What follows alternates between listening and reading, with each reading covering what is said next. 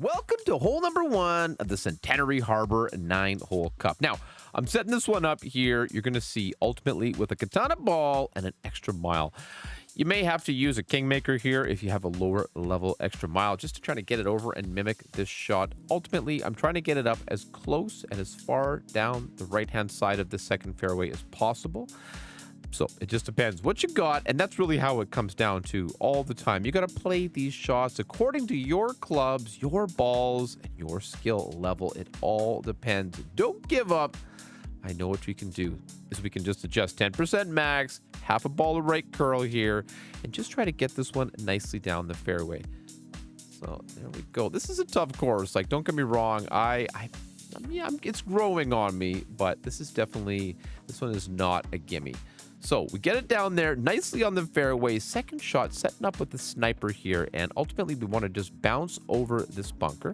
And you can see I'm very close to minimum distance there. So I need to give myself some room to adjust. I set it up with 5.5 bars of backspin.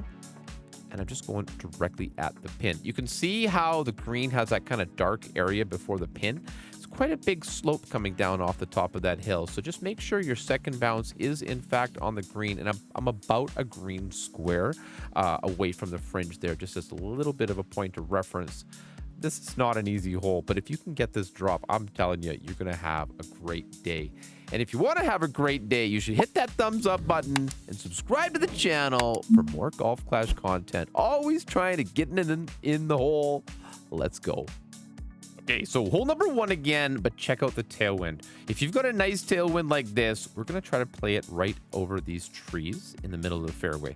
With a low-level ball, as you can see, that's going to be a bit of a challenge, but stepping it up to the Zerk here, and we can reach over it nicely. And especially with this kind of a wind angle, we don't even really need that much of an adjustment. We just know we need to grip it and rip it and get it down there as far as we can. Max top spin, max over power, not going with any curl at all here. Just trying to really play it true, let the wind carry it, and get as much rollout on that second fairway as possible. Look at this one. Going down, down, down, down, down, really close to the green. Now, this is a tricky shot, and you're going to see me struggling here with the Endbringer. I say 20% max, but at the same time, I don't have that completely figured out yet.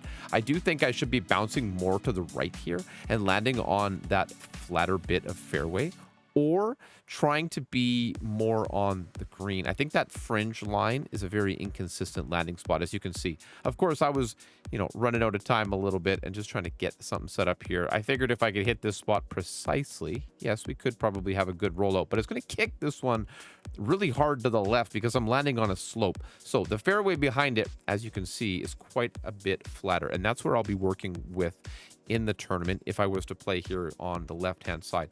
The right-hand shot, you saw that one drop as well. It's makeable, so you got to play it your style. I'm not going to show you 2 for every single hole, but this one plays so differently, I think it's important.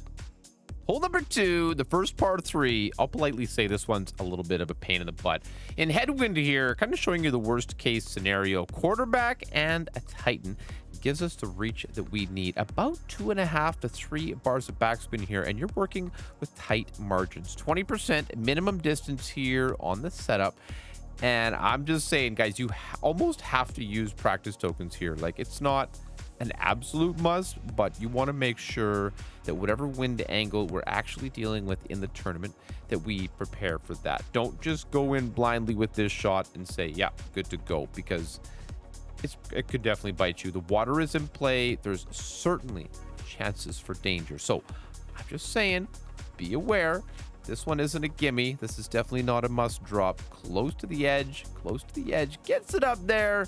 Need to be a little bit more left, but always safe to keep it dry. Looking forward to playing this one live in the game. Hole number 3, and you're getting kind of worst case scenario here. Crosswind, cross headwind.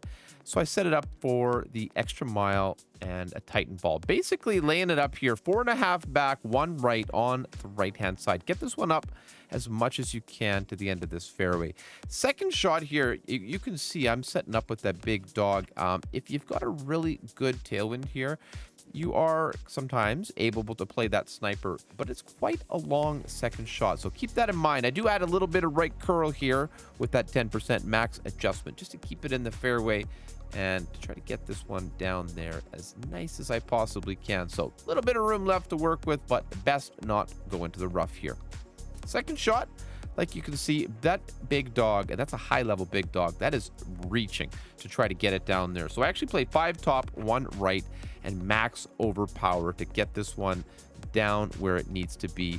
Now, you definitely, most certainly, can bounce this one over the water with whatever wood you have to get down there, and then max topspin to get it to the hole. If you've got a low-level sniper, even a sniper 10, you're not going to have enough topspin to roll it over. You could consider a horizon play here. Just be careful because there's water all around this little island. You don't want to go too hot. This one comes in a little bit spicy, but just fine. Keeping it in play here and gives us a putt that we can make. All right, hole number 4, we're continuing the theme of difficult par 4s. Big topper, this is going to work in headwind or tailwind.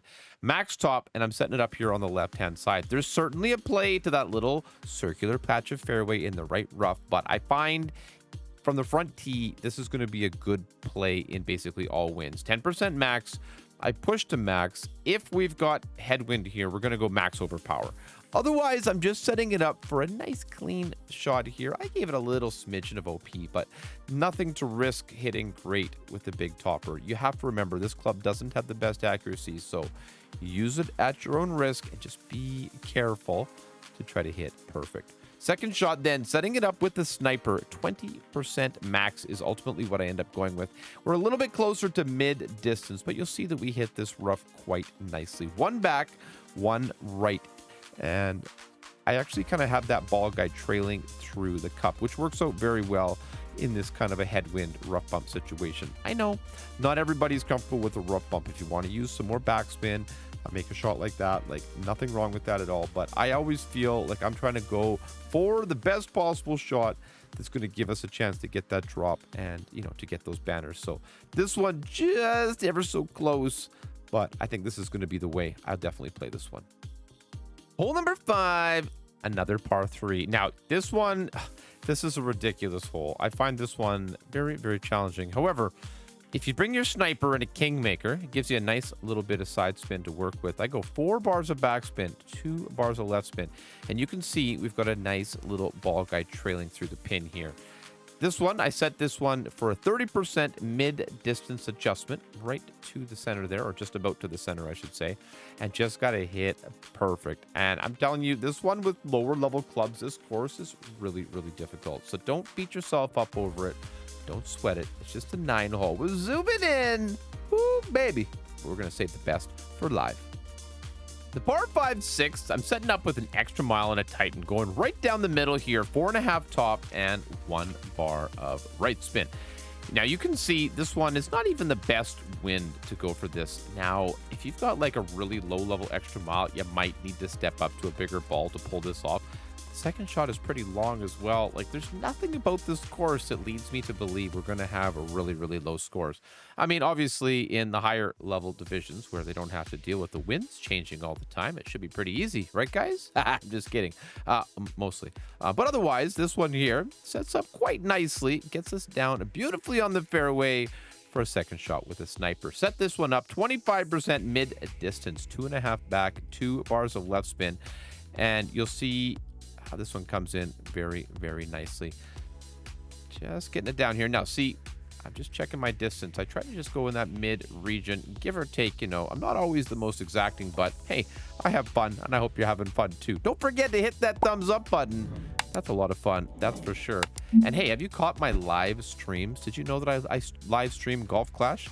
I know many of you know, but many of you might not. Check out the channel. I have pre-scheduled live streams all the time, all throughout the month, and I'd love to see you there. So hopefully here, with a little bit of luck, you can get this one to drop. But for me, it just snuck on by. That's okay. Nobody's going to get a banner in qualifying. Hole number 7. Remember when I said the par 4s were difficult? Those ones weren't even the hard one. This one is. I've got a kingmaker and a quarterback. I'm going to go 4 back, 3 left. This is what I would call the left side approach. So set this one up at the tip of that ball guide, about 1 square into the shadows. And I give this one a max left curl. And you see that. There we go. Perfect ball. And this one allows us to have still a really long second shot. So get this one out nicely close to the end and take a look over there. It is a long way down. So because of that, I bring the horizon. This does give us a little bit of top spin and a little bit of an opportunity, but very, very tough to get this one going anywhere. At the end of the day, most players, not all, most players are going to end up with a birdie on this hole. A birdie or worse. So if you can get yourself, and look at this, max overpower with that horizon, you better hit perfect, buddy, or you're going to put yourself in some trouble. So keep that in mind. This isn't a perfect scenario here with this wind either, but if you can get it down there, even just green side for a little wedge, you should be just fine. I'll show you again, though, a little bit spicier. Hole number 7, this time from the right-hand side. Setting this one up with a tighten and an extra mile, and we're going to go 1 top and 2 bars of left spin.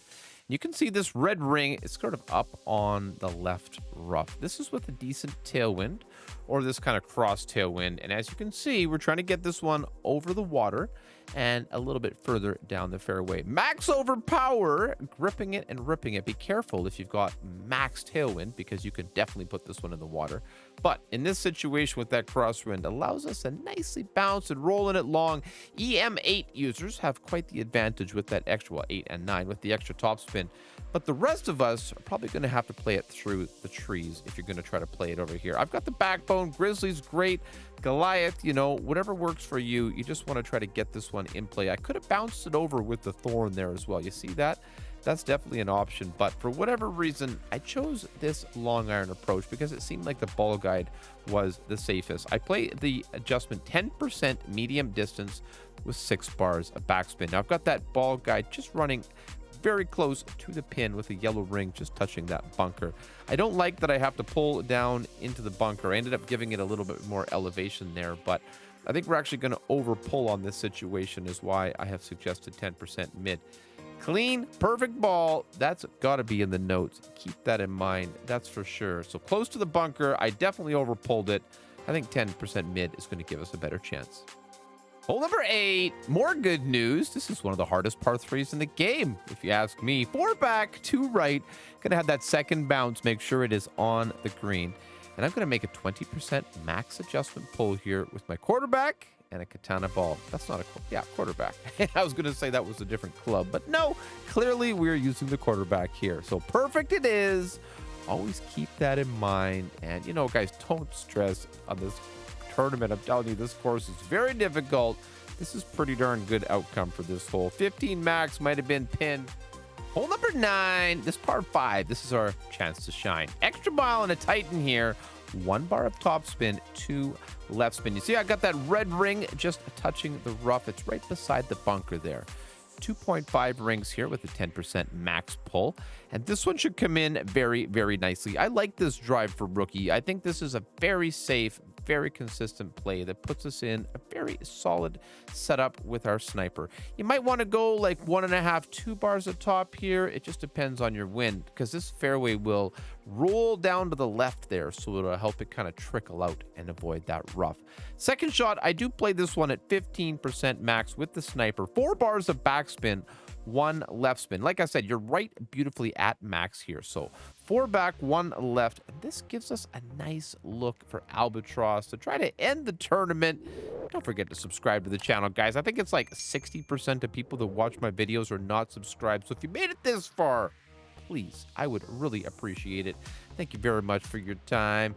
And, you know, don't forget, check my webpage, erelicgaming.com. I'll have free notes posted for rookie based directly on this video. So if that's something that interests you, just know that I'll have those there ready for you for free, for always. And just make sure you hit perfect, okay? I can't put that in the guide. It's just not the way it needs to be. We just need to know it. We need to feel it. And we need a little bit of luck on this super tough course. Good luck out there, guys. Much love, and thank you for watching.